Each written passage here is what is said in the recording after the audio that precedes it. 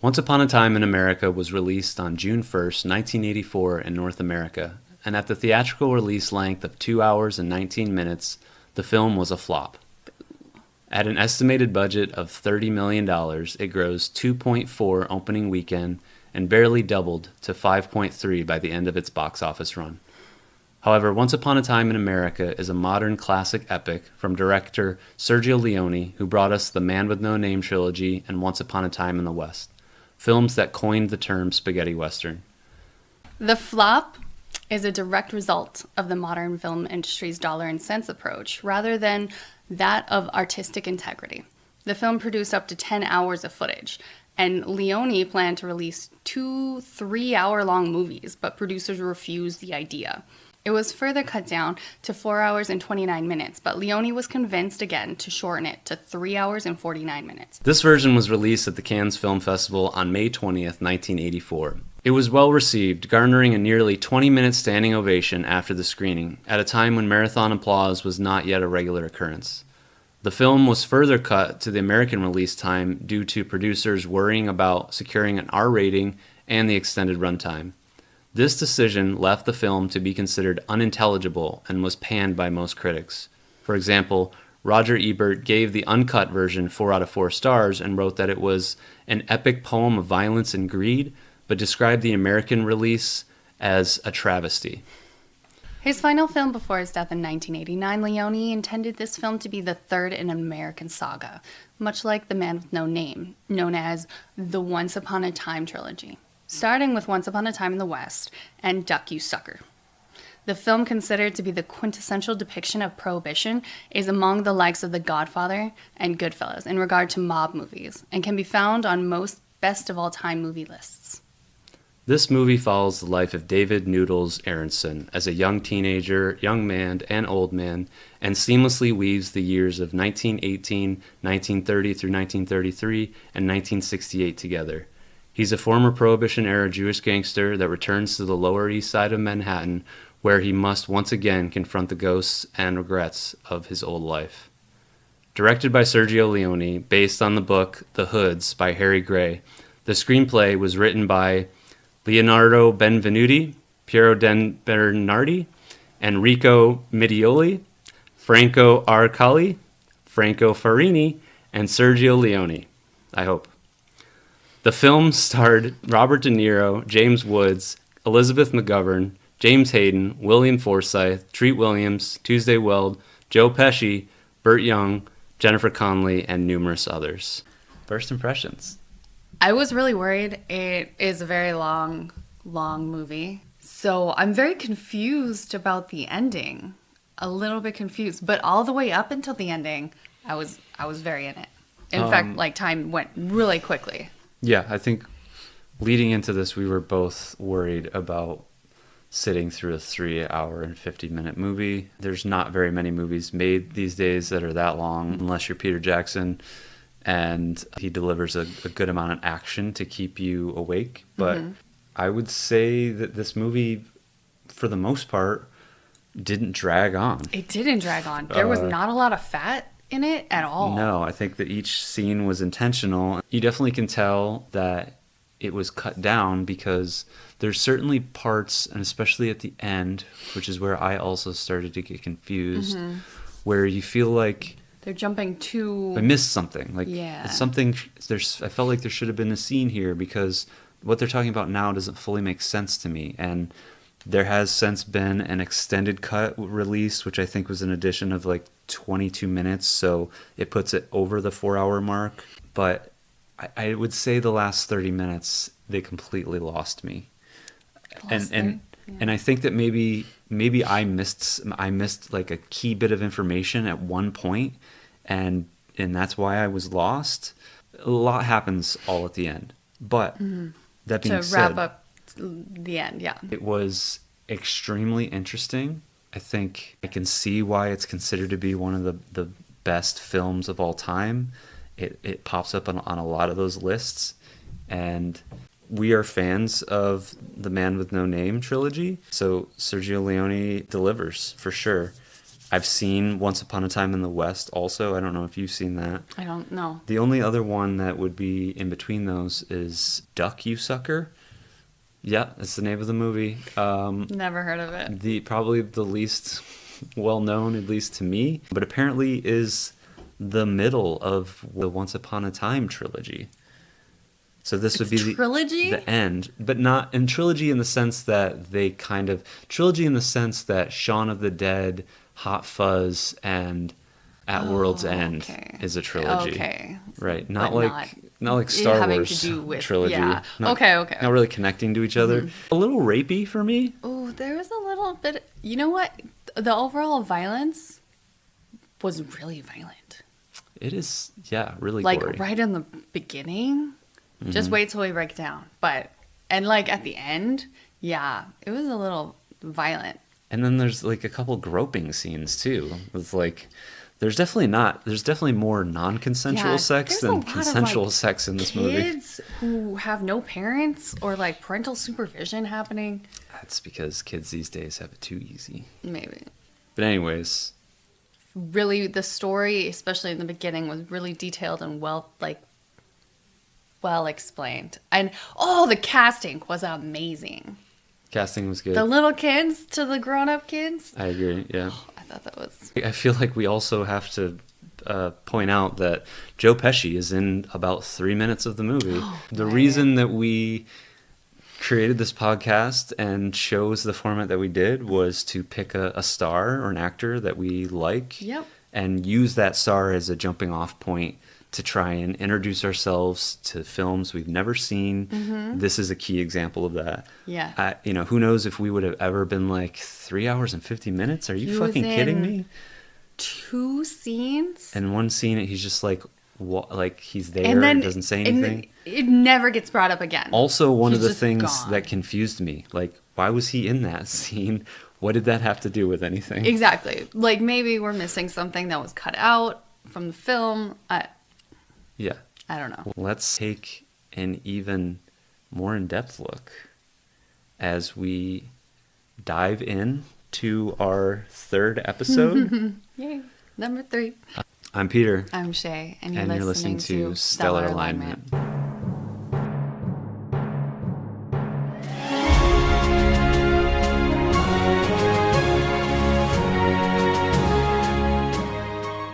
Once upon a time in the Stellar Studio, we are breaking down Once Upon a Time America. Yes. Episode 3 of Stellar Alignment today. This was a long movie. It was, but it didn't feel like a long movie. You're right. Kudos to everyone because they made a 3 hour and 50 minute movie not seem like it was 3 hours and 50 minutes. In fact, I wanted more. Let's take a deep dive. We're going to try to keep it brief. This is not going to be in proportion to the length of the movie, hopefully. Because the editor is going to hate me. Let's keep it as brief as possible. My very first note. I love this point. Okay, yeah. Cool font. Yes. That's not the point you like. So during the title and the intro, very cool font. There's no opening music. No music. It's just quiet. And then we start to hear some ambient sounds of like maybe a party in the distance and like heels walking up close. And in fact, it was super hard to find the movie. It's hard to find. You couldn't rent it or buy it on Amazon or anything. And we checked all the other usual suspects. Blockbuster's closed. Yep. We found Plex, which is yet another streaming service where it was offering the movie free with ads. But as the movie started and there was no sound, I was like, oh, that's why it's free. There's no sound. But it was intentional. It was a very cool, actually, yes. Cool effect. I thought that was very cool. It drew us in right away. Like, drew us in. What is happening in the background. We wind up in a dark room. The first sound is of a young lady walking into the room, realizing that there's no power in the room. She's trying a few lights, and then finally has to screw the light bulb, which an intentional leads you to believe that somebody has purposely done this. Absolutely. So a lot of suspense, a lot of mystery right away.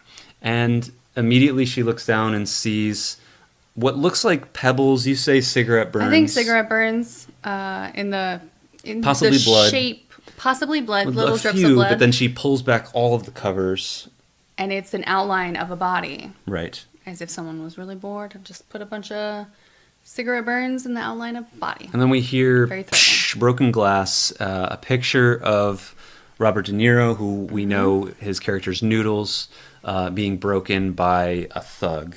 Yes. And they are there looking for Noodles. We're not sure why. No one says his name. There's a lot of mystery in the beginning. But we know that his name is Noodles. Yes. So we could They're either like, refer to "Where him is as he?" Noodles or Robert De Niro the whole time. Yes. And Noodles is way cooler. Sorry, Bobby, but that's an awesome name. Gonna call him De Niro.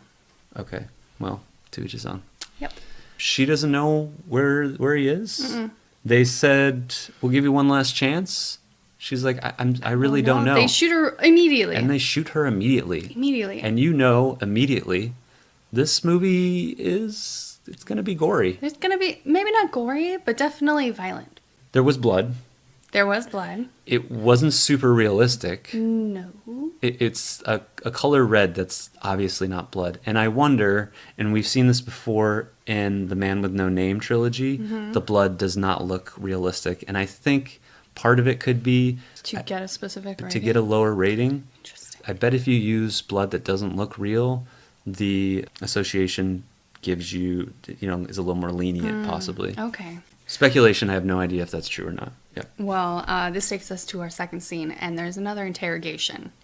And Plenty more blood. plenty more blood, a little more gore. In fact, this man has been beaten horribly. His eye is swollen up. It looks like he has some sort of physical effect Yeah. on his face, but like also weird colored blood. Weird colored blood. But it's very the effective. bruising that they've done to his eyes looks really impressive. So I think kudos to practical effects throughout the whole movie, and Absolutely. we'll get to more of them, but very impressive. They're asking this gentleman, where is he? And They mention they were your friends too. You're Yeah. gonna protect a rat. So we're getting tidbits of information here. Eventually, he does give him up. It says he's in a Chinese theater. Well, he gives him up just because they basically make it known that they are going to kill him if he's at Chun Lo's Chinese theater, and they do let him live. So to their credit, they shot the woman. They did not shoot him. They're men of their word. It's Chun Lo's. I know it's Chun Lo's because I copied it off of the subtitles off the TV. Yeah. I think I was just thinking of Street Fighter. Cut to Chinese theater, where we see De Niro finally, and he's laid up in an opium den. He's got a newspaper next to him, some sort of incident with these 3 dead men. Yes. And their pictures on the front page. We don't really know who they are at this point, but obviously we're being shown this newspaper for a reason. Yes. He takes a nice big fat rip, and what I think happens is slips into either an opium-induced dream or he flashbacks to something. I'm thinking You more think flashback.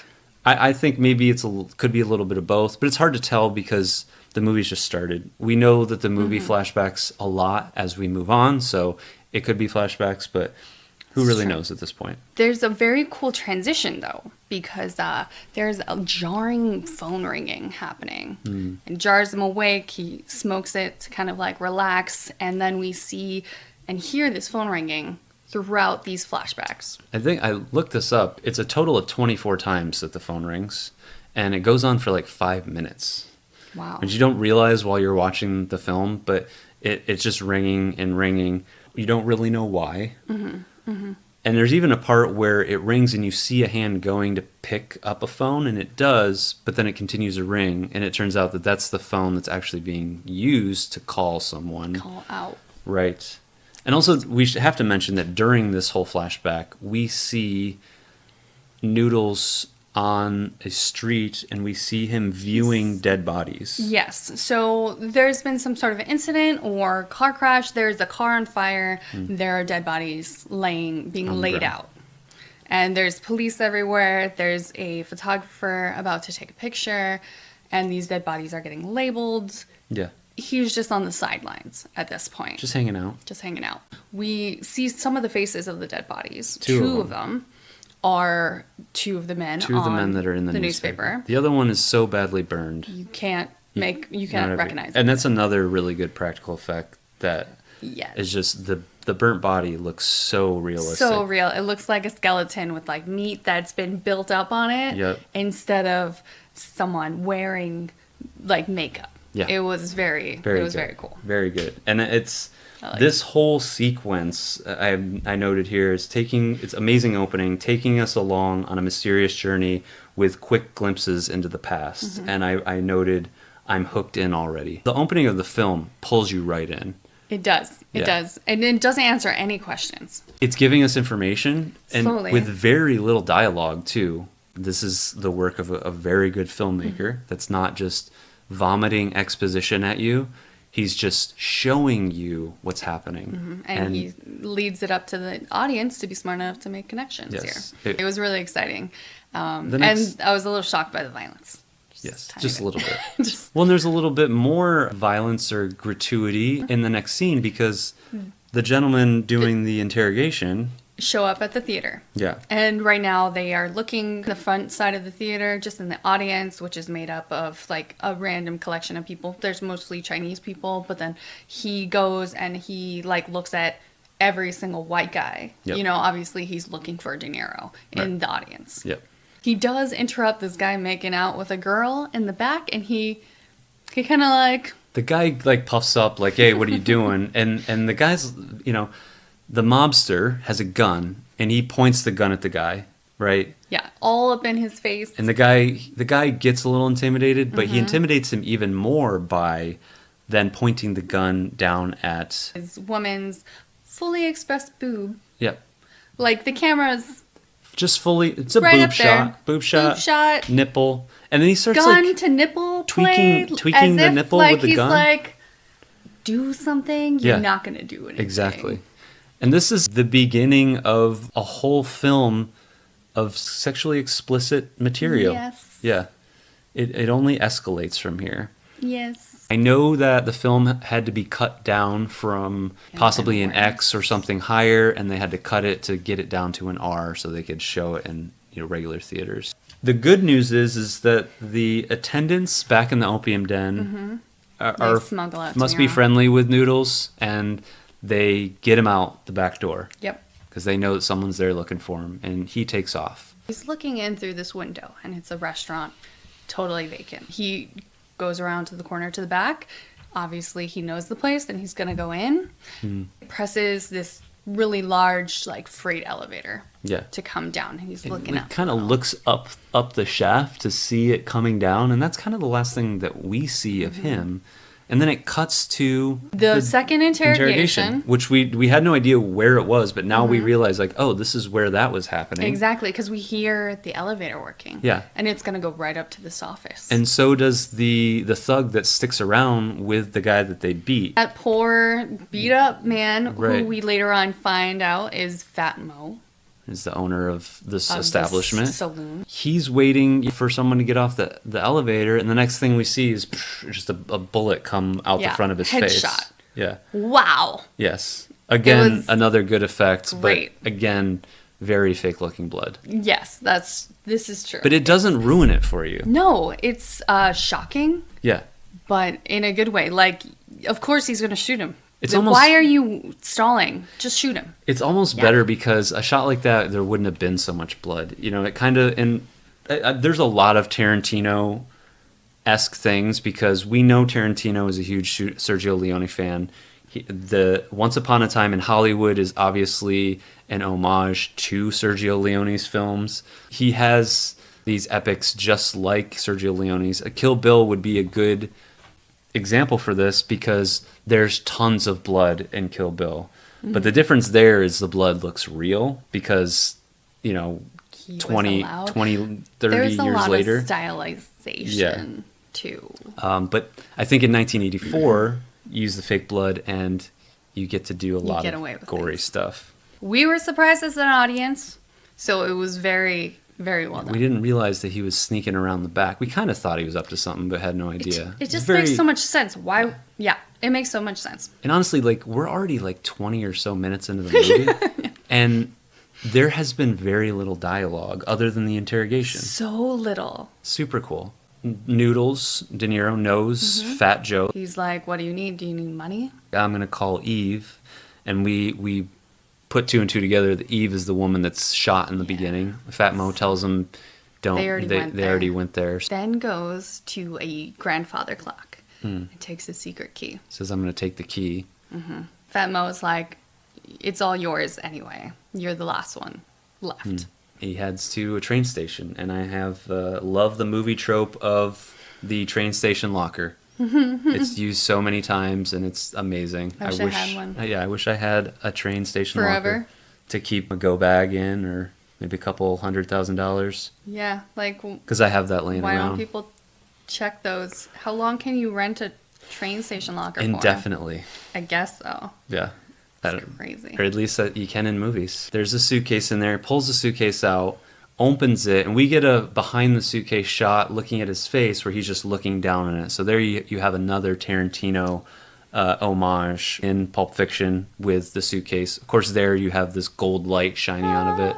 He goes back, looks in the locker, nothing there. As if he left something. So obviously he didn't find what he needed. Right. We cut back to the side of them, and we see that the suitcase is just full of newspapers. Buys a one-way ticket to Buffalo, unfortunately, and I was wondering why he didn't go out of state or Canada. He decided to go to Buffalo. That's fine. He said the first bus out of there. Yeah, Buffalo. First bus.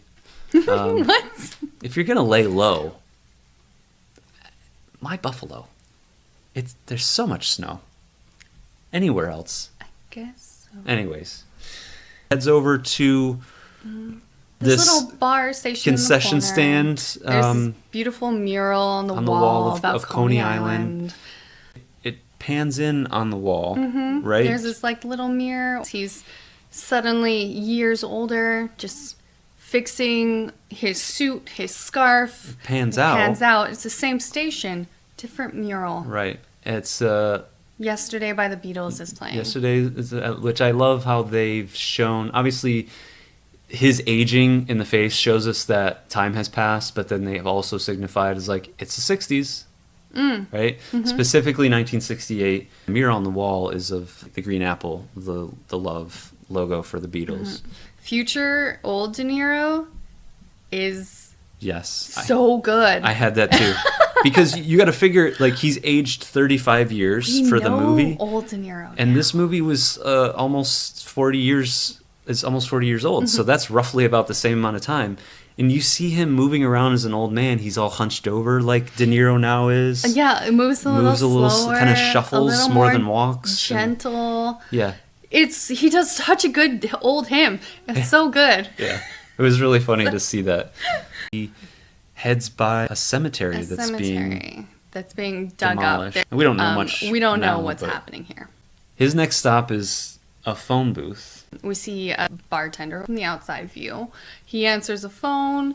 There's a silent exchange with like a customer where he basically kicks out the customer, locks up for the night, goes back to the phone, and realizes that De Niro's outside. He turns and looks outside and sees De Niro on the phone. De Niro goes to a side door, lets him in.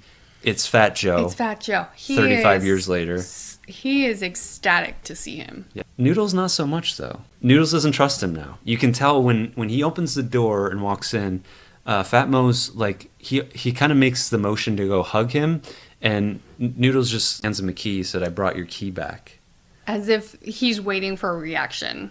You can tell that he doesn't trust him. He had the key the whole time. There's nothing in the briefcase 35 years ago. He's suspicious. He's wondering if Mo knew, if Mo took the money himself, or if he, was part of something else. I do want to note here that this is the first time that we identify Robert De Niro at all. As Noodles. Yeah. There is so little dialogue up until this point. It's so cool. It is cool. Noodles is taking a look around, and he realizes that Mo didn't steal any of the money. He even says that he had to sell his house and that he's living in the bar. Noodles relaxes, realizes that Fat Mo's not the one that betrayed him. They also have a conversation about the cemetery. Asked him about a letter that he received, letting him know that they were tearing down the cemetery, and if you had loved ones there, that you should relocate your dead, or else they're just going to get demolished, I guess. But there's also a lot of suspicion around the timing. So De Niro figured out everyone received this letter 8 months ago. He only received them maybe a couple weeks ago. So, and it was sent to his address in Buffalo, which no one should know. It was sent to his new name, which I think was Bill Roberts. No one should know where or who he was. His fake name. So he's curious. Hiding identity, yeah. And that's why he came back to New York. He figures if someone knows that I'm living in Buffalo, then they can get me here. Mm-hmm. And so he goes back to New York to find out what's going on. Yes. He considers it an invitation. Yeah. Back. Right. And he's a little curious. I mean, he's getting old. Mm-hmm. Nothing much has changed. He has a little nostalgic moment. Sees a picture on the wall. Walls, yeah. Okay, like them as kids. He sees this young woman on the wall. Asks Mo how she's doing, and we find out that that's Mo's sister. Mm-hmm. And he says that she's a big-time star. Actress. Fat Mo decides, like, hey, you're tired. I'll let you get some rest. And as he's leaving the room, he says, what have you been up to all these years? And Noodles says, I've been going to bed early. So, like, keeping his head down. Staying out of trouble. Just trying to survive and not be... low profile, just being a normal discovered. person. Yeah. Mm-hmm. But Noodles doesn't go to bed. He goes out into the other room and goes into a bathroom and gets up on the toilet and then removes a little panel from the wall, and he peeks through it out into this other room. Another very cool transition. Every time that they did a time transition from one era to another, they did something very smooth like this. We see him looking through, some music starts to play, and when it cuts and to catch him from the front side, we see a younger set of eyes. We also see through the hole, which is a young girl just practicing her dancing lessons. This is young Noodles looking at young Deborah, Fat Mo's sister, the one that he asked about in the picture. Mm-hmm. She knows that he's there. Yes, it's not a peephole. It's like a huge ass brick. It's a brick-shaped hole in the wall. So you can see half his face. She keeps like kind of looking over. He doesn't realize that she actually knows he's there. Oh. She's coyly changing, and she pulls down everything. Yep. And mind you that this is Jennifer Connelly. This is her first role. And these are supposed to be young adults, kids, I think. Kids, teens. So she's full naked on the back. Yeah. And the first thing I said, I was like, she is too young. There's even a bit of side boob. Not Jennifer Connelly. It is not Jennifer Connelly. You got to get that right out there. Body double. I looked this up because I'm like, what the? Yeah, because she's too young. That's fully illegal. Yeah, body double, not what I think was 11-year-old Jennifer Connelly when this movie was shot. She finishes getting dressed and leaves, and he wants to follow her. Second, he steps outside. 3 friends run up to Noodles, Bugsy's got a job for us. We find out eventually that these are his friends, Dominic, Patsy, and Cockeye. Mm-hmm. The job, I guess, is to what I thought was piss on newspapers. So apparently, some newspaper vendor didn't pay probably like Bugsy. A protection thing or something. Yeah, some sort of squeeze. It looks like they're pissing on like his newspapers, and I was like, ha, that's funny and harmless. Pulls back a little bit, and they have these little canisters of probably kerosene or gasoline or something, and then they each throw a match on it, and it's a newsstand. It goes up immediately. So fast. It's full of paper and wood. Yeah. It was like a little light arson, destroy the whole newsstand. That's a whole family's livelihood, most likely. Bugsy gave him a choice. So they could either take the $1. 3 of them want to do that, but Noodles doesn't want to. He doesn't want to take the $1 because Noodles is smart. This is how we learn that Noodles is kind of the head of the gang a little bit, and he's also the smart one. Because instead of taking the $1, he knows, no, I don't need this $1. Give me an opportunity to try and steal more from somebody else. They go to roll a drunk, which I think is just mug rob a drunk. So they get help from the bartender. They kick out a drunk, and they kind of choose which one who looks wealthy, like nice done, and looks drunk enough that they could easily jump him. Exactly. They head down the street a little bit to try and wait for this guy, but they pick a spot where just across the street a cop shows up. They refer to Fartface. as Fartface. With They them. want to bail. No, they want to bail. Again, it's Noodles is like, no. There's a cart down the road. It's coming up. It's going to block him. We're good. Just as it rolls up, they notice another young man about the same age as Noodles, but driving the cart. He sees them. They see him.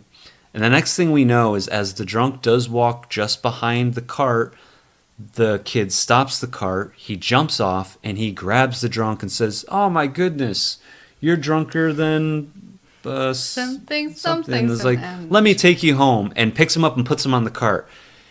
And he rides off with their drunk. With their target. It's like he knew what they were up to. Saw an opportunity himself. Exactly. Which I think was the film's way of saying, like, hey, here's Noodles' match. Maybe this is foreshadowing someone who can compete with Noodles. They lose out on their opportunity with the drunk.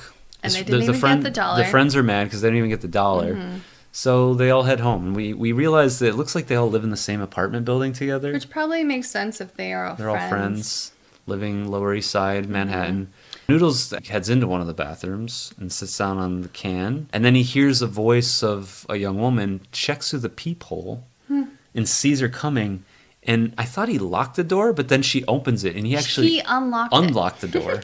So she would walk in on him. So that she would catch him with his pants down. And then he just spreads his legs open and is like, "You like what you see?" This kid is like 14. The bathroom scene accurate to the time of what young boys would probably do to get lucky. Show you mine, show me yours. But looking's never enough, right? Yeah. When you're that age, like, and she walks in and closes it, and she's like, "It's all right," or something like that. Yeah, right? I've seen a few. What have you seen? None. And he's like, "Well, show me yours," and she does. And he, like, can't help himself. He goes over and he starts, like, groping her, and she's like, "Whoa, no." One hand down her shirt. Yeah. No touchy, just looky or something like Yeah, that. or something. She kind of offers this bargain. If you bring me, like, It's a dessert with, some like, cream pastry or something. Some sort of really nice dessert. That's her going rate, I guess. I don't know. You can have whatever you want. The next thing we see is the kid that was on the cart. Looks like he's moving into the same apartment. The same building. Moving in from the Bronx, he says. We find out that his name is Max. Noodles is like, "Hey, what the hell? You rolled our drunk." Max kind of flashes the pocket watch of the drunk in Noodles' face. Is like, "Yeah, look what I got. You didn't get it." And they kind of have some words, but then Fartface shows up again. "Where did you get this?" And they're like, "It's mine." And he said, "Prove it." It's like, since when do you have to prove that something belongs to you? Well, Max is like, "No, it's mine. I gave it to him." He's like, who are you to him? He's like, "He's my uncle." Says Noodles is his uncle. Except Noodles looks like he might be a year or so younger than Max. The cop ends up just walking off with the watch. Clear definition of a crooked cop. It's 1918. But it was dog eat dog, I guess. You have crooked cops. It's just the way it is. But at the same time, it kind of brought the boys together. True. Like almost immediately after that. They bonded over this, and Noodles ends up helping him move into the house. Yeah. The next thing we see is their buddy Patsy buying a pastry. Patsy buys a pastry. Maybe somebody told him what the going rate was. He got wind. He got wind that this young lady has a going rate. Heads over to her place, knocks on her door. Patsy's like 11 or something. He's He's adorable and small. He goes there. She's taking a bath, so he waits in the hall with the pastry, and he can't help himself. And I even noticed, like, which base urge wins first, hunger or sex? He's too young and likes the whipped cream too much. He ends up eating. He ate the whole thing. I also had to know $100 the kid eats it before he gets some. He's not there yet. Patsy sees the cop follow that same young hussy up onto the roof. Noodles grabs Max, who has a camera, and they go up, and it turns out that this is the cop, the same cop, Fartface, and he's banging this minor on the roof, the one that, has sex for pastry. And they get a picture of him, and they basically blackmail him. You're gonna look the other way. You're gonna let things slide the way you do for Bugsy. And you're gonna give us that pocket watch back, and you're gonna pay for our round with this our girl. round with this girl. and Noodles says, "Oh, it's my first time, and a lousy cop is paying for it." It's funny because Noodles is like tough talking this cop, and Noodles is like maybe 14. Yeah, You think? maybe. And it just made me think, is like, it kind of makes sense. It's 1918. Kids that age are out on the streets and they're trying to, survive. It's very different now. And the thing is like, that's progress, right? Is just 100 years later, you look at young generations now as being soft or entitled, and it's like, this is what progress has created. Like, we don't live in situations like this anymore. No. Where at 14 years old, you're doing laundry up on the roof, and you're also meeting with a crooked cop, and he's banging you. It's amazing how much progress just in the last 100 years has happened, because this movie takes place between 1918 and up to the 1930s, and we're kind of smack dab in the middle of that, yet 100 years later. And that was Prohibition. Like, literally, Prohibition was 100 years ago, and like, it's so crazy to think that we're now talking into a computer that we're going to send out into basically space so people can listen to it. Yeah. And these kids are like, scrapping on the streets just so they can get a nickel. We have a scene with Noodles and Jennifer Connelly, the girl from the beginning, the girl that we can tell Noodles is pining for. Yes. There's a different sort of category, like, he's created in his head for his, like, love of Deborah, and then, like, other women and, like, sex. Yeah. Like, already as this little kid. He has a category, so she's a little special. It's the Sabbath that day, and everyone else goes to worship, but she has to stay back and watch the restaurant. So she said that she's going to pray there, and he stays back. He's with her, and they just have a nice moment. She likes to recite Song of Songs. A little rendition of her own. And I wrote it down. He will always be lovable, but he will always be a 2-bit punk, and so will never be my beloved. What a shame. Kind of get the impression that she likes him. That's why she puts up with a lot of things. I think it's only because she recognizes that he's smart, but she knows that he won't walk away from the streets. Mm-hmm. He won't be more than a criminal. Yeah, just a 2-bit punk, right? Maybe they could have something together, but he won't. He leans in, and they share a kiss, which is very sweet. But Deborah sees someone in Noodles' peephole in the bathroom. Mm-hmm. And it turns out to be Max. Yeah. Well, Noodles chases after the person, but the person heads out in the alley, hears Max yelling for him. Mm-hmm. And she's like, go ahead and go be with your boyfriend. Again, like, if he just said no to the street life, he could have the girl. We see this pattern a couple times. He's choosing between, like, her and the special relationship he could possibly have. Financial success, basically. Or, the streets and Max in particular. Max and Noodles share an outlook on life, and they're both smart. Unlike the rest of the gang, the rest of the kids are great, but they don't have the same brains that Max and Noodles have. Mm-mm. So they respect each other for Max that. and Noodles, they have a very unique relationship. He heads out to the alley. When everyone is gone out of their shops and stuff is prime opportunity, and he's choosing to be with the girl, and Max does not approve. Yeah. Like, this is their relationship. That doesn't really matter, because what happens next is Bugsy and about 5 of his buddies roll up, and Bugsy's like a young adult, an old teenager, or maybe like 20, 22 years old. He's early 20s. Yeah. He is not a kid like these boys. They're basically men. They find out that they have this new arrangement with Fartface, and Bugsy doesn't like that much because these guys are supposed to be working for Bugsy. Yep. And they beat the ever-loving shit out of them. So violent. Shockingly violent. Brass knuckles, and they, like, choke them out with chains.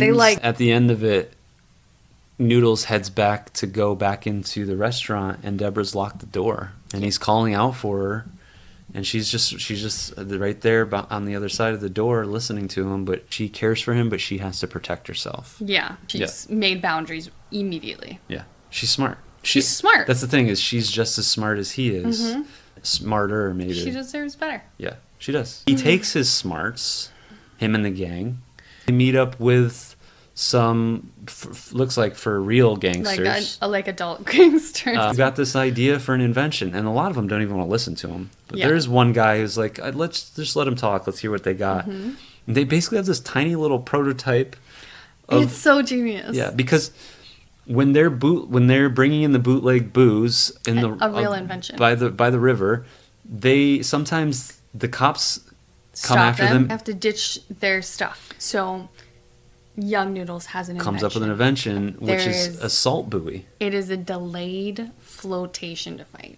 Yeah. So there's a little bubble, like a little air balloon flotation, connected to the crate of booze, and then weighted down with a bunch of salt. And eventually, when the salt dissolves, it floats up to the top. By the and time they the can collect cops are them. gone, it'll float to the top and they can safely retrieve their booze. Genius. And obviously, these guys like it because the next scene we see the boys, they're all in fresh duds. They are looking sharp. They did Yep. really good this time. And the 5 of them, they head to a train station.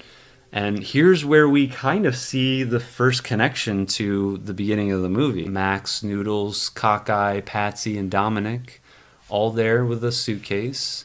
They put some money in there, and then they make a pact. They say, from now on, we all put 50% of all of our Whatever we earn. earnings in here, and we only take money out when all of us together, and we give the key to Fats. Fat Mo. Fat Mo doesn't give it to anyone individually. Just gives it to when all of we're us. all there together. They're riding pretty high. They're kind of walking through the city, happy as they can be because these are young kids and they probably have never had so much money in their life. Yeah. It doesn't last long because little Dominic is the youngest. You can tell he's the youngest and he's like half the size of all of them. He's running ahead and he rounds a corner and there's Bugsy.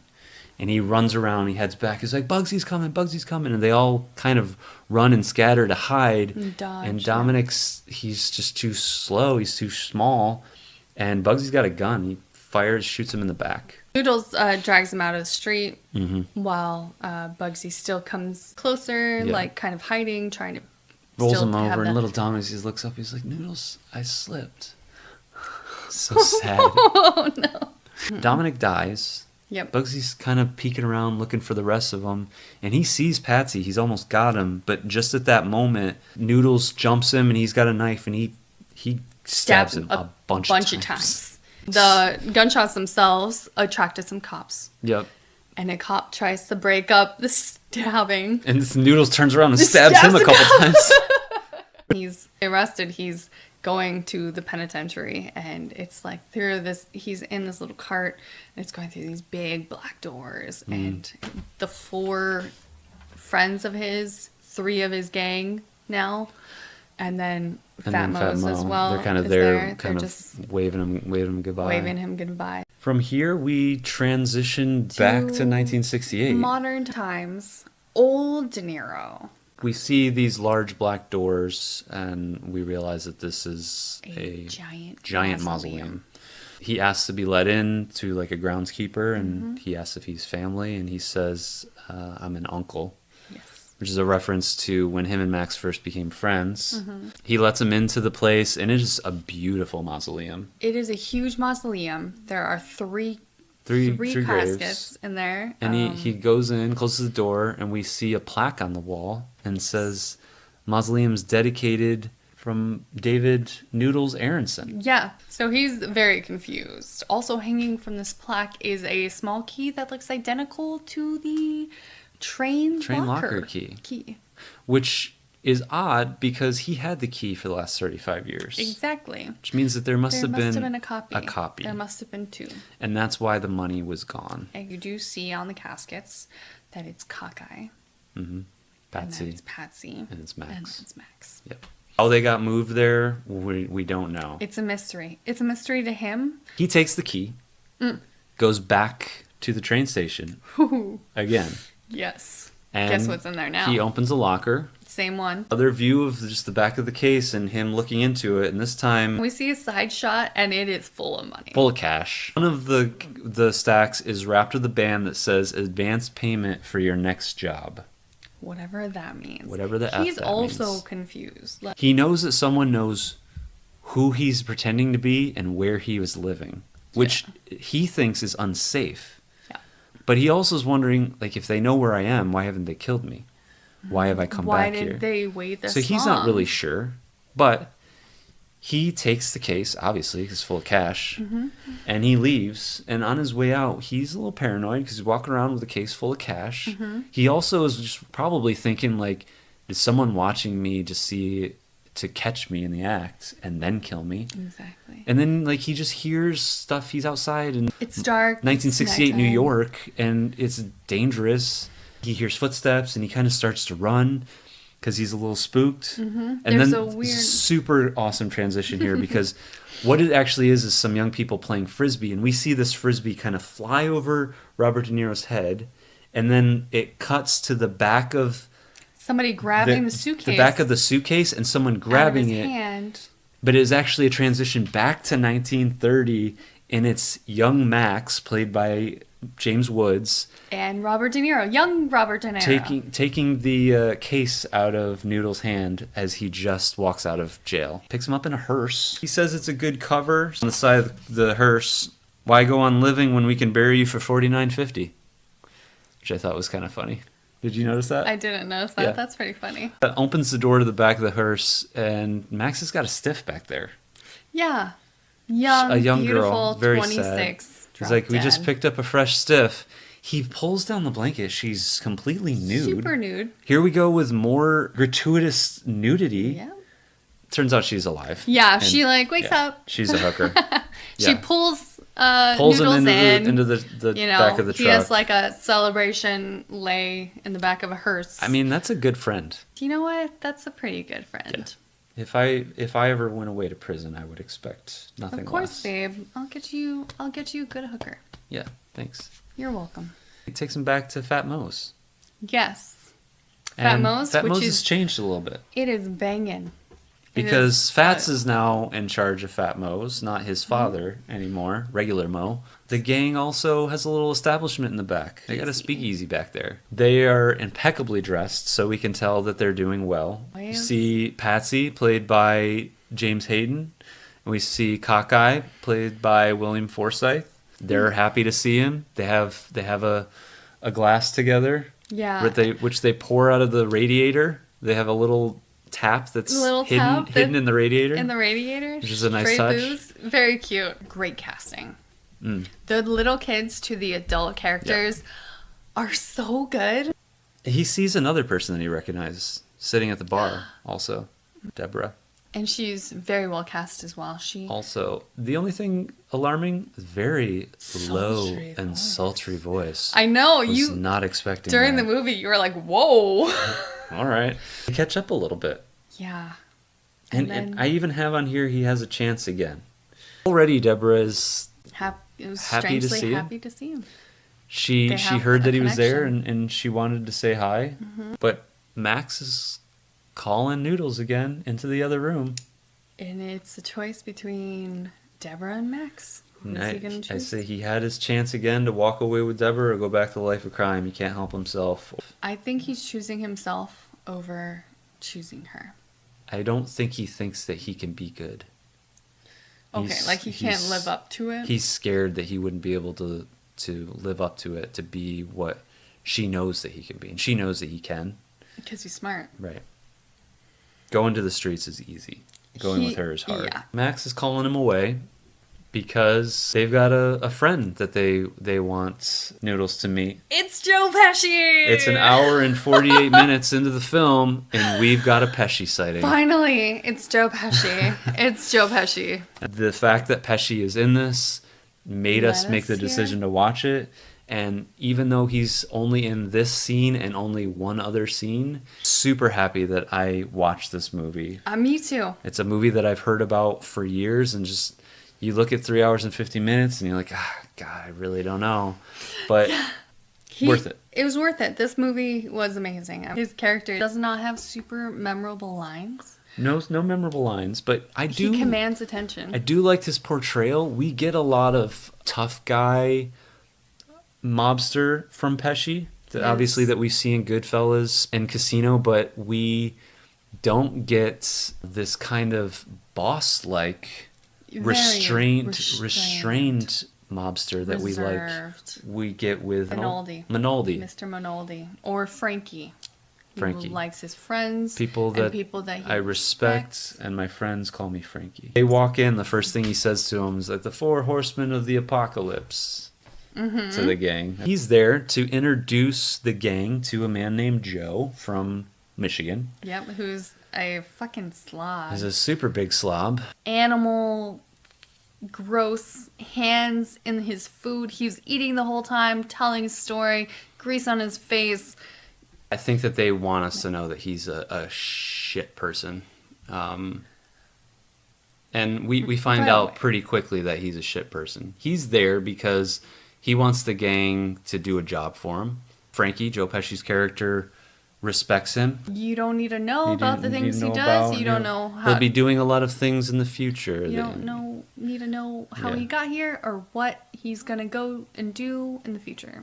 Very vague, misleading, but this is the introduction we get to Joe.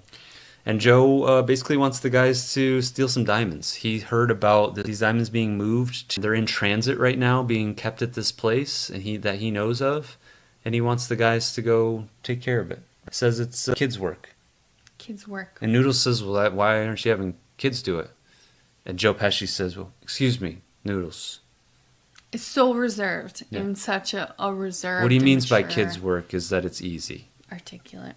No disrespect. There's a weird lull in the conversation, and then that's when Joe Pesci is like, hey, tell him about the pussy insurance, or the insurance pussy. What is that? Tell him a story about how you found out about the job. And basically Joe tells him about his insurance broker who sold him every type of insurance from house to wife to life. And he told his broker, the only insurance you don't have is cock insurance.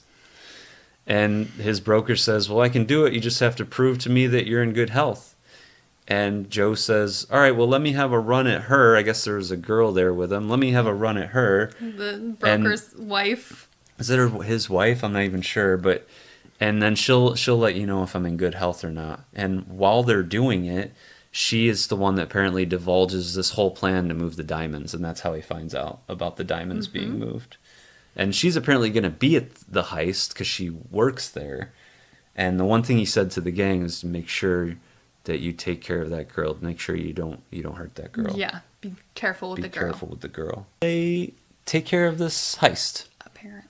They show up. They've got masks over their face. They beat up a bunch of guys. The woman's there. Mm-hmm. And Noodles is the one, with the gun in her face. And at one point she says, hit me. Like whispers it to her. Make it look good. You gotta make it look good. I know who you are. Noodles hits her a couple times, and then he takes her in the other room. And then he bangs her. And then he rapes her. No, he rapes her. Yeah, he rapes her. Very unexpected. I'm not exactly sure where it came from. I think as the movie goes on, we realize why the rape scene was necessary, because this character does come up again. Yeah. But it's very jarring. It is a little... And this is, again, it where... seems out of place. Obscenity of the movie continues to escalate. So clearly he's not a good guy, even though he's the protagonist, and we've been kind of rooting for him this whole time, figuring out this mystery, but he's a gangster. He kills people. He rapes people. He's not a good person. He's not a good person. Because here's the thing is, we've seen him kill in self-defense for Bugsy. We know that he's willing to probably kill for money, and that's just business, right? Sure. Which is definitely not okay, but passable. There's no situation where rape's okay. No. Right? So, they're trying to let us know, hey, we know that you like Noodles, but he's not a good guy. A little bit of foreshadowing because of something else that might happen later in the movie. They take off with the diamonds. There's a ton of them. Ton of diamonds. They go to meet up with Joe and a few of his associates. To do a handoff. Patsy goes up and hands off the diamonds. They give Patsy a fat roll of money.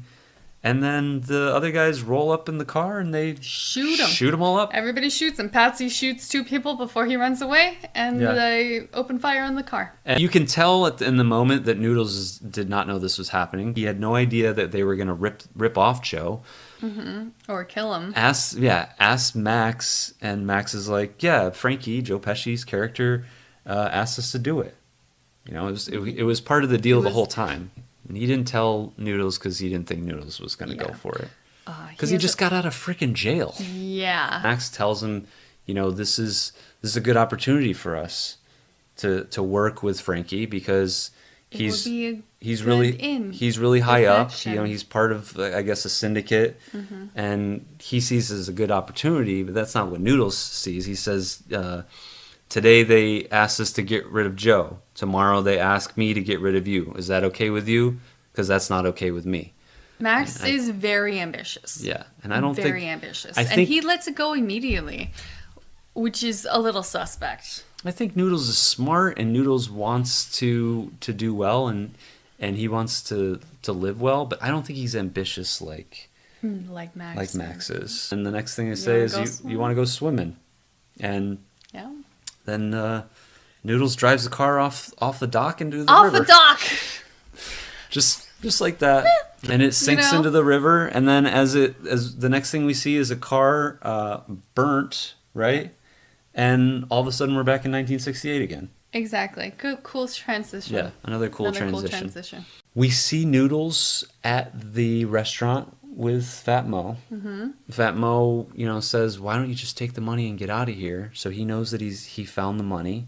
His excuse is he's curious. Can't blame him. Who would have tracked me down? The TV's playing in the background, and there's a news story about some sort of scandal with the U.S. Secretary of Commerce, Secretary Bailey.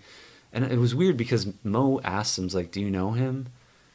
And I'm not sure why he asked if he knew him. Like, it's like, "No, I don't know him." And then they flash another guy on the screen, and he's like, "But I know this guy." He was some sort of Teamster leader. O'Donnell is the Teamster leader, and it cuts from him back to a younger version of him being doused in gasoline and being tortured back in 1930s. By some two-bit thugs. Two-bit thugs, I guess, or three-bit thugs, I'm not sure. And they want him to sign some sort of contract. Mm-hmm. He's not willing because he doesn't want to bend his morals. Yeah. He's fighting for his He's one of the good guys. Yeah. What did they call him? Clean Hands O'Donnell? Clean Hands O'Donnell. And they're about to set him on fire. Screeching wheels, you hear a car pulling up. And it's the gang. They come in to rescue O'Donnell. Mm-hmm. And they have someone at gunpoint. Yeah. It is their boss. Those three-bit thugs. And they're like, let's do trade for trade. Mm-hmm.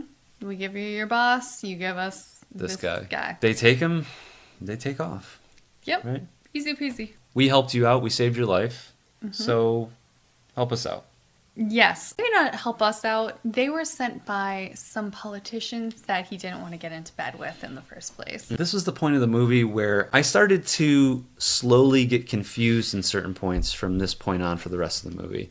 And either I missed something or there was scenes that they had to cut. I felt like I was able to follow along better before this part of the movie. Mm-hmm. So the chief of police, he is barraged by reporters. They're asking him basically about what's happening with the negotiations between the union and their bosses, why they have police have moved in, why they're letting scabs work now. Mm-hmm. And he's like, well, they're just, let's call them unemployed or new workers, that sort of thing. But what he's really ecstatic about is his newborn son. It's a newborn son. After having 4 girls, he finally has a son. And the next thing we know is he's heading off to the hospital, but before he's able to meet his son, 4 suspicious-looking doctors roll into the maternity ward. Into the nursery. And they're doing something with the babies. Something shady. I think back then that they did this, they just put like a number on the baby, and that's how they told them apart. And I think what they did was they went and swapped all the numbers around and basically mixed all the babies up. Chief of police kind of deserves it, because he's a real dick. Pig. He goes in to see his wife. Not pig as in cob. Pig as in like misogynist asshole. She's, just given birth, and his 4 daughters are there, and he says hi to them and gives them all a kiss. But then he asks his wife if he saw his son's... Pecker? Yeah, and she's like, not in front of the girls. And he's like, they better get used to it. After me, he's the next man of the house. The nurse comes in with his son, and he goes to hold his son. He's just so happy that he's got a boy, and he feels something, and I'll change it. He's my son, and sets the baby down and undoes the diaper, and there is no penis there. It is a girl. Yeah. And he freaks out, too. He freaks out. Like, what is this? Where's my son? Where's my son? And coincidentally, at that moment, the phone rings.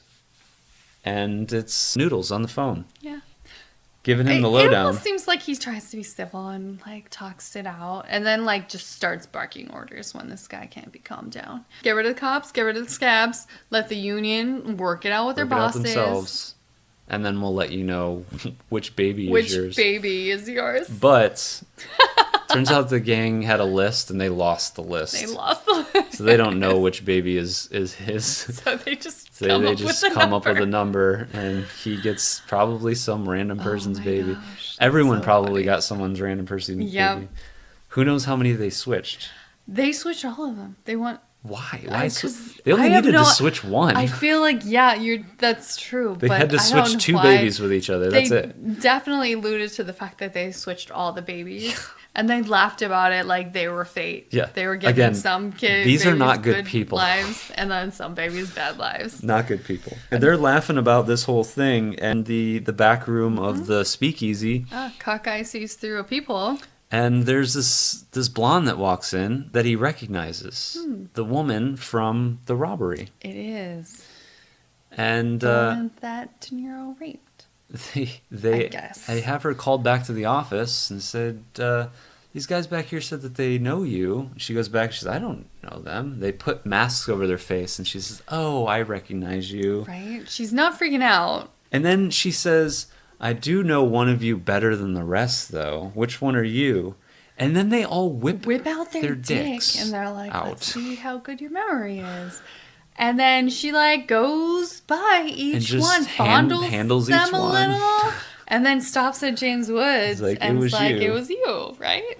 It wasn't. But then she continues to slow down. They just start James making Woods. out with him, and then she starts groping Robert De Niro's joint, bizarre. And then it's like, let's have a threesome. She also learned that she was married, but she does it with several guys at once while her own husband watches through people. Robert De Niro says, I've got a date. I got a date. He's Look wearing what a tux. I'm dressed up as, yeah. It turns out his date is with Deborah. Finally. He whisks her away. Off to a restaurant by the ocean, which apparently is closed for the season, but he has opened just for them. It is this huge romantic gesture. The entire waitstaff is there. Every table's set so she can pick the one that she wants. There's a band playing. Are you dancing? And he says, are you asking? She says, I'm asking.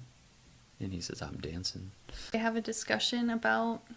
They talk about a lot. They get pretty serious. She talks about that he was always special. She felt like she needed to do something with her life because she was also ambitious. He talks about his time in prison too, and he mentions the two things that he kept remembering when he in there was Dominic. And he says, I slipped right after Bugsy shot him, and then the other thing was her.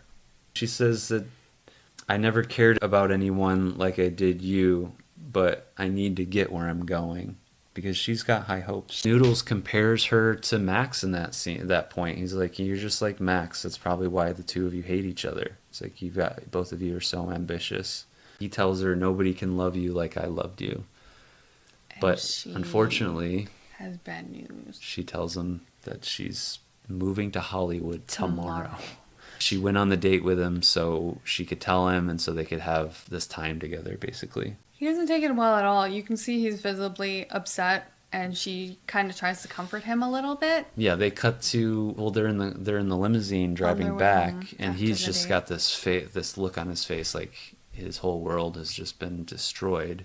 Yeah. She kind of tries to comfort him, and they end up kissing a little bit, and then it starts to turn bad and rough, and we see Noodles rape somebody again. Yes. But not just anyone. The woman that he he's been cares about the most. in love with this whole time. Almost like he... And she's, unlike Carol, she is not... There's no mixed signals even here. Slightly into it at all. Yeah. It was kind of long, too, and very uncomfortable to watch. And it makes... That's what I said about the scene with Carol earlier, where it's like, they're letting us know that Noodles is not a good guy, and it feels like maybe they're giving us a heads up. You think this is bad, just wait, you know? Yeah. And it's so awful. And it's awful because he was someone she cared about and he cared about. He did put her on a pedestal a little bit, and then suddenly he couldn't have her, so he just decided, well, I'm gonna take something from you before you go. It's so bad that the driver finally pulls over, opens the back door, and at that point, Noodles, I don't know, comes his senses, but like he gets out, and then he's like, oh, Deborah, and she's like, get away from me. Yeah. Noodles tries to offer the driver money, he's like, take care of her, and the driver's like, doesn't even take the tip. He's like, walks away, totally gets in the car, and then drives off. A note here says, more rape? ? Exclamation point. And he doesn't actually care for anyone but himself. I think, at least at this part, I think he, like you said, he had her up on a pedestal, but I don't like something he wanted to earn, and then it's just like didn't get a chance. It's just like what he's earned on the streets. He can't manage that type of emotional connection, I think. Like a psychopath. Yeah, maybe. The next day, literally tomorrow, he catches up with her. She's on the train. They see each other. She pulls down the shade in her window. Yeah, this is her, like, there's no redemption. Yeah. And then there's an intermission. And we come back from the intermission, and we get Noodles arriving at the back office at the Speakeasy where the gang is. Fat Mo's there, too. And apparently some time has passed. Yeah, but we're not really sure. We're not sure exactly what's happening. Time has passed. They sits down on the couch, asks Mo for some coffee, and... No one says anything. And then stirs his coffee for a good minute, and that's all you can hear. It's like everyone is just waiting on someone to break the ice, and no one's doing it. Does everybody know? Like, this is what I was thinking. That he attacked her? Yeah. I have the most dramatic coffee stir ever on film. Also, Carol is in the room now, too. Carol is now in the room. And Max gives Noodles a payment, says that they had a job that they did, and gave him his cut. Hawkeye said he went to look for him and found him in the opium den. He didn't even recognize him. Called him Deborah. Max kind of picks on him, says, you're off, with your girlfriend. And Noodles is like, well, what the hell is she doing here? Oh, yeah, this is a weird spot, too. Yeah, because then James Woods, like, I don't care about her. What, do you want her to leave? He's like, I'll tell her to leave. And he's like, get the fuck out of here. Yeah. And then you got this, like... Shut the fuck up! Shut the fuck up! Get the fuck out of here! With James Woods just going insane. Like, crazy on her. He says, don't say I never had a way with women. Yeah. And then everybody laughs. They just kind of chuckle. Like, we get a phone call from O'Donnell. He's a little worried. He calls them, says that he might need a little protection at their next rally. So he asks the guys if they might be able to help. And in that moment, a car rolls up. There's a drive-by shooting. And they start to shoot him, and he just barely gets away, but takes a couple in the leg. They have some sort of retaliation. The gang, the four of them, shoot up basically their opposition, kill all the flunkies, and spare the boss. Yes. They go to meet him in the hospital to make sure he's okay. O'Donnell knows that they've got his back, even though he tries to stay clean. Sharky, on the other hand, doesn't seem like he's very clean. But in this moment, there's talk out there that Prohibition's coming to an end. Yeah. And this Sharky guy has a proposition for the gang. He says, what are you guys going to do? You can't keep dealing in illegal booze because it's not going to be illegal soon. And he propositions some sort of truck fleet kind of thing. That all the stuff that they've been running booze with. All he needs to do is reach out to the union leader who can't say no. You just saved his life. Max sees opportunity. He wants to go for it. Noodles he doesn't see it. Max tells him, you like the stink of the streets or something. You'll never be better than the streets or something. Noodles says, I like the stink of the streets. It makes me feel good. And I like the smell of it. It opens up my lungs. It gives me a hard on. He's going to take a quick R&R. He's going to go yen at the seashore down south in Florida. Gets on one elevator. Then he gets off just in the elevator next to him. Max gets off. And he's like, hey, I'll go with you to Florida. Take a yen at the seashore together. I feel like we missed a scene here, too. I also feel like we missed a scene or two because as they walk out, who do we see walk in? Joe Pesci! But Joe Pesci. He has We've no been lines. waiting for him. No lines. He walks in. He kind of half turns so we can recognize that it's him. Yes. And then that's it. He must be going up to see... Talk to Sharky. Sharky. Joe Pesci's there. Yeah. He's still in communication with James Woods. Right. Why else would he know to go there? A lot of things are happening, and it's not spelt out, so we just have to speculate a little bit. Right. And I assume there were other scenes that were cut. Possibly. Or we missed something. Next, we see a beautiful hotel in Florida. We see Carol there with Max, and we see the woman that is shot at the very beginning of the movie with Noodles. Yes. We know to be Eve. He's obviously found someone to replace Deborah, at least in a physical sense. She's the one that walks up with a newspaper. It says, Volstead Act repealed. Prohibition's over. Noodles says to Max, like, so what next? And Max is drawing in the sand, and he draws a little flag that says FR on it. He wants to rob the Federal Reserve? Yes. He's insane. Pretty tough. Yeah.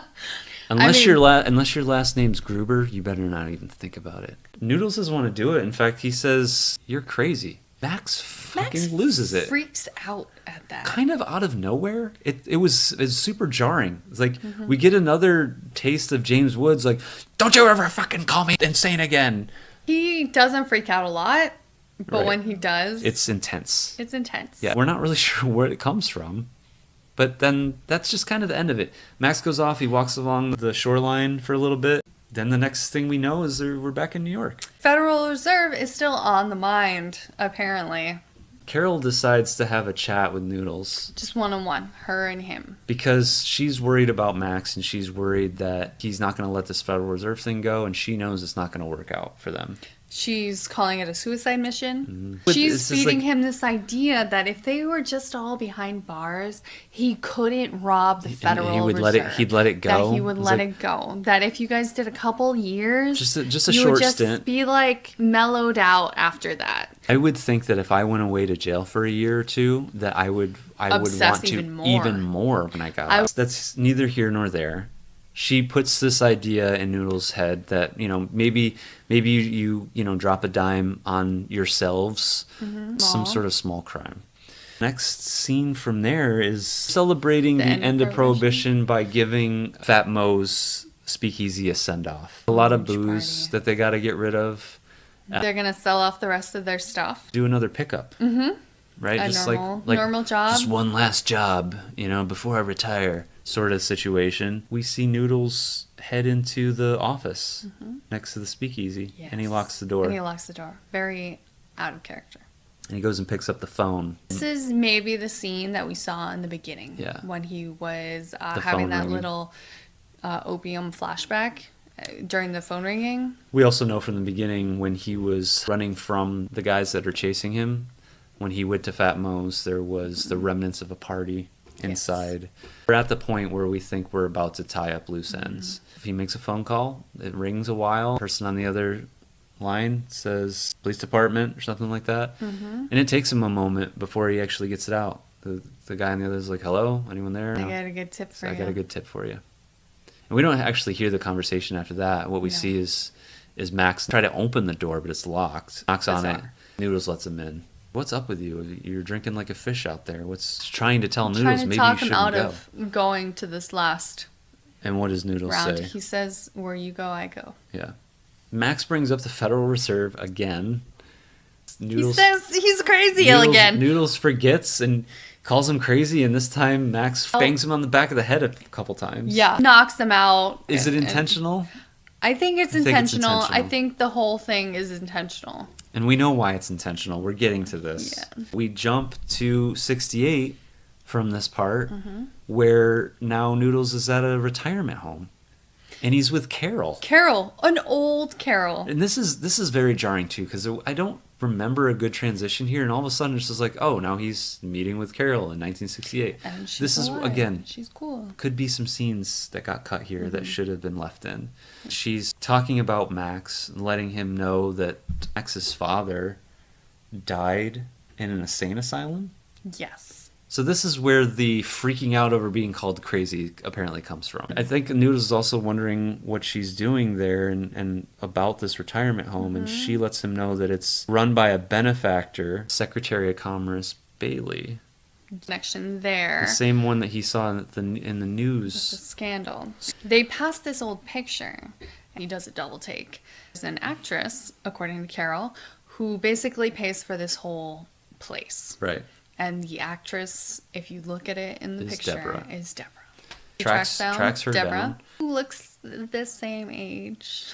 Yeah. Didn't do such a great job on aging her because the actress, Elizabeth McGovern, is like 22. Apparently, she has been living with the Secretary of Commerce. They're lovers. Lovers, have been for some time. He had married rich, and his wife died in childbirth. Made wealthy on the West Coast. I'm not sure when this happens because this is either something we missed or it wasn't actually spoken about in the movie.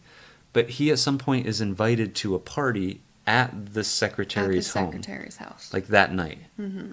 She tells him, Don't go to don't the go to party. this party. Someone knocks at the front door. Yes. And it is young man, you can hear by his voice. And his voice. It And she is says, no, don't apparently- come in. She's very quick to say, don't come in. Turns out it's Secretary Bailey's son Right. that he had with his first wife. Deborah, again, another opportunity to give Noodles a chance to make one decision or another. Yes. And she says, go out this back door. You don't want to see what's on the Just other side of this leave. door. And Noodles, he needs to know. He's curious. So he heads out the front door. He sees The Bailey's son, who is the spitting image of a young Max. In fact, it's the exact same actor. Exact same actor. With- but like with red hair. hair. Yeah. Obviously, Secretary Bailey is Max. Gone He and assumed did name. not die. We also know that there was a dead body with the three bodies that was unidentifiable. He's the one that purchased the mausoleum and put it in Noodles' name, left him the key, left him the money in the locker, and says, here's a down payment for your next job. Invited him to this Ball. Noodles goes. Because he's curious. He meets with the secretary, and it is He wants obviously to see it. It's fucking James Woods. obviously Max. But the entire time, Noodles continues to refer to him as Secretary and Bailey. Mr. Bailey. He refuses to recognize him as Max. Max totally is like, I'm the one that betrayed you. I had Carol manipulate you into calling the cops. This was my entire plan. I stole your life. Yeah. Now that he's in too deep, he's going to He's be had killed. an assassination attempt once. But he would only really accept it from Noodles. So this The is what the only money, person. the down payment is to kill kill Max. him. But Noodles doesn't want to do it. He says, my friend Max died 35 years ago. He just continues to refer to him as Mr. Bailey. He doesn't want to help him out by killing him. It would be a waste of a life if something that he built like this, were to just be gone. We see a bit of a change, obviously, in the 35 years of living alone and living kind of just a ordinary life. But is it torture in itself, like not giving him an easy way out? I think so. I think he figures like you don't deserve me killing you, and he's also that's also not who Noodles is anymore either. Maybe he just doesn't want to think that Max, his friend, his partner in crime, betrayed him and like refuses to acknowledge. There's like a lot of feelings that I have about this ending. It's maybe he there's a can't lot just there, accept it, and that's why he continues to call him Secretary Bailey, because he's just like, you're not my friend. That friend is dead to me. That's the reality that he's lived his entire life since. Yes. Thinking Thinking longer that than he what was he'd actually been. responsible for that death too. Mm-hmm. Like his friends. He thought it was his fault. Yeah, that he ratted them out. The cops showed up and they were killed by the cops, but The really, cops turned out to be in on it. Max divulges all of it. The cops were in on it. It was a syndicate Syndicate's job. in on it, yeah. Honestly, if Noodles didn't get away when he did, he also would have been killed. Max would have had him killed. Yeah, but Max knocks him out, though. And he also tells him not to go. So I think he tries to save him. I don't think he intended to have Noodles be killed. He saves Noodles by knocking him out. I think he didn't really care that much about Patsy and Cockeye, but he cared about Noodles because they had that general respect for each other because they both felt that they were each smart. Yeah. He leaves. He goes out the back door. Goes out the back door. Heads out onto the street. The next thing that we see is kind of weird. Big ass Mack truck out front. Mm-hmm. Garbage truck looking thing. And it starts up at one point. Starts to slowly drive away. James Wood. And then you see Max walk out. Yeah. Walking towards. Along with. As the Mack truck pulls up. And then the Mack truck pulls by Max. And then as it pulls past where he would have been, Max is gone. And in that time, you hear this auger fire up in the back of the dump truck. And as it rolls by Noodles, he looks in the back and you just see the auger turning. Of course, you don't see blood or anything like that. You don't see blood or anything. But my question is, does Max jump onto the truck or does he jump into the auger? I don't think he's dead. I think he means to disappear. I think that's the point of him going.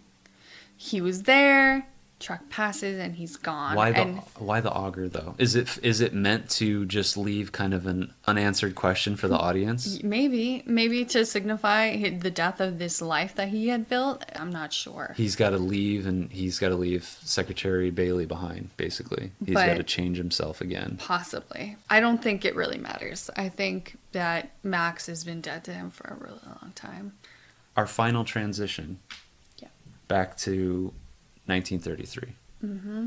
And we see Noodles entering the opium den. Mm-hmm.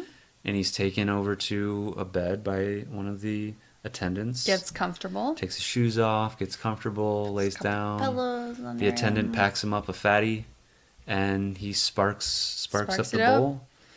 Takes a huge hit, rolls over. Looks into the camera. And just smiles. I don't even know what. And the credits roll. I noted in the very beginning of the movie, opium-induced dream ? There's a lot of speculation out there that the whole thing that happens after the opium den, chronologically, is just a dream. That he's dreaming. What? He's dreaming about getting away, and I don't know why it would be a dream. I don't know why. But very vague ending with both what happens to Max and the fate of Noodles. I don't like that idea. That it was a dream? That it was a dream. I think maybe it was a flashback to something that he actually enjoyed. I also don't think James Woods died. I think he just disappeared again. You can do that. Yeah. Back in the day when nobody there's knows no what you internet. look like. And you could disappear. No camera phones, and super easy. You could just become a Secretary of Commerce. I wish, you know what? We should watch the full. I wish they'd made the 2 movies of 3 hours. There's an extended cut out there. There's an extended cut that's close to Sergio Leone's 4 hour and 29-minute version. I don't think it's 29. I think it's actually more like 4 hours and 12 minutes or something like that. I wonder if there's a cut of the 2 3-hour movies, though. I don't know. Because he did it once. Like, wouldn't someone have it? Probably. Hey, if somebody has this, could you please release it somewhere? Yeah. Maybe just private showings. Hit us maybe up. just. Yeah. I would love to watch just us. Maybe call Not Quentin. us. call Quentin. We'll all get together and we'll watch it together. Gosh. Yeah. Let's go through some quick trivia. There's a lot of it. It should be noted that, unfortunately, the actor that plays the adult Patsy died shortly before the movie came out, before it was released. James Hayden died on November 8th of 1983. He was only 29 years old. Apparently, this was supposed to be his big breakthrough role. He was mostly just performed on stage. 6 hours after receiving a standing ovation on Broadway for his acclaimed performance as a junkie in David Mamet's American Buffalo, he died from a heroin overdose. didn't have a huge role in this movie, but to be in a Sergio Leone movie with, the likes of Robert De Niro and James Woods and stuff probably would have catapulted his career. Here's a little trivia about our main man. Joe Pesci originally auditioned for Max, but Sergio Leone convinced him that he wouldn't be quite right for that role. As a favor to Pesci's friend Robert De Niro, Leone told Pesci that he could pick whichever of the available roles he wanted as his own instead. He chose the part of Frankie, which was considerably larger in the original script than it is in the finished movie. Al Pacino and Jack Nicholson both turned down the role of Noodles. Whoa. It's not mentioned in the film, but Noodles' prison sentence is 12 to 13 years. When Deborah meets him at the bar shortly after he's released, she says she's counted down from 4,566 days until she could see him again. That which really kind of made it clear that she actually did care about him. Mm-hmm. John Belushi was offered the role of Max, but he died before auditions began. The original script of the film was completed in October 1981 and was 317 pages. Usually a minute per page. We need to even read critics' reviews. No. I mean, this movie pops up on best of lists all the time. Yes, this movie is great. Let's skip the reviews. We can skip reviews. We've been rating it and then looking at the ratings from IMDb. We've been looking at the ratings first. Okay. So let's just look at the ratings. Okay, so I'm going to go... It's not going to sway me either way. Tomato meter is 87% fresh. Mm. And then the audience score is 93%. Yes. I got 8.3 on IMDb, so an 83%, basically. Hey. And then we'll rate this bitch. We're going to rate this bitch. What are we going to rate this? I super, super enjoyed this movie. I was shocked. I'd see myself watching it again. I'm going to say 12 out of 12. You're going to give it a 12 out of 12? It's ballsy. It's super ballsy. I'm not sure. This isn't even my type of movie. And my dad would love this movie. I'm sure he's seen it. Text him. Yeah. This is a Joe Pesci-based podcast. Yes. Where we've used Mr. Pesci to introduce us to these films. Mm-hmm. And unfortunately, he was hardly in this one. That being said, we're rating the movie based on the movie itself. Yes. And we've got a lot more movies ahead of us. We've only watched 3 now, and we've got 9 more weeks to go. But I'm hard pressed to see if there's anything that's going to top today. I'm also going to give it a 12. Yeah, 12 out of 12. Babe. 24. We've got... Let's see if anything can beat this, because this was a great movie.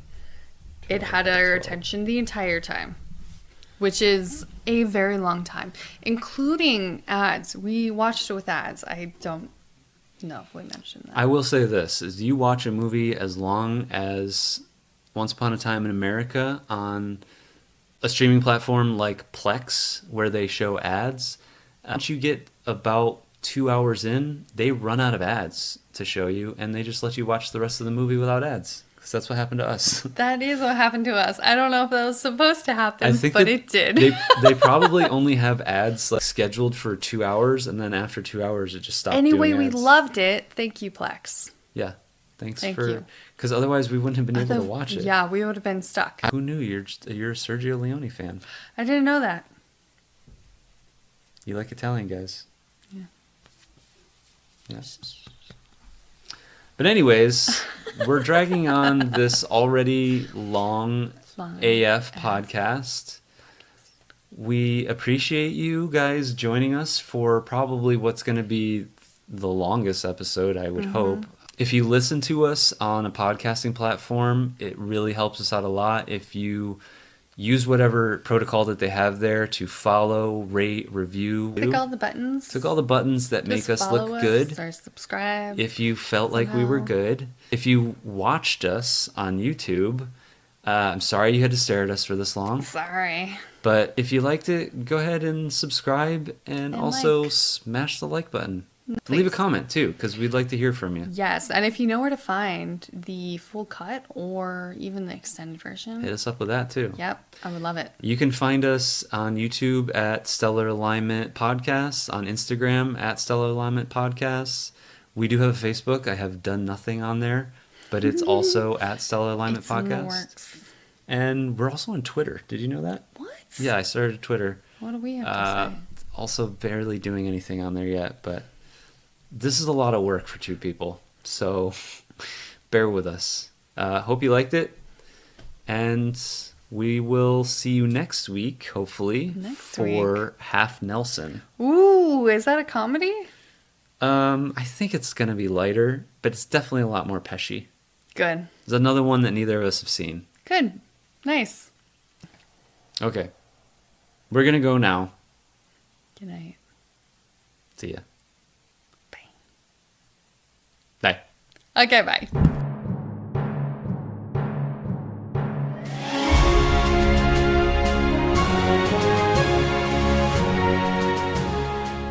They're doing pretty good for themselves. They are dressed to the T's. Like, they are... That's not a saying. Oh. They're dressed to the nines. Okay, sorry. So, they are dressed to the nines. That's not a saying. I'm kidding. You son of a bitch!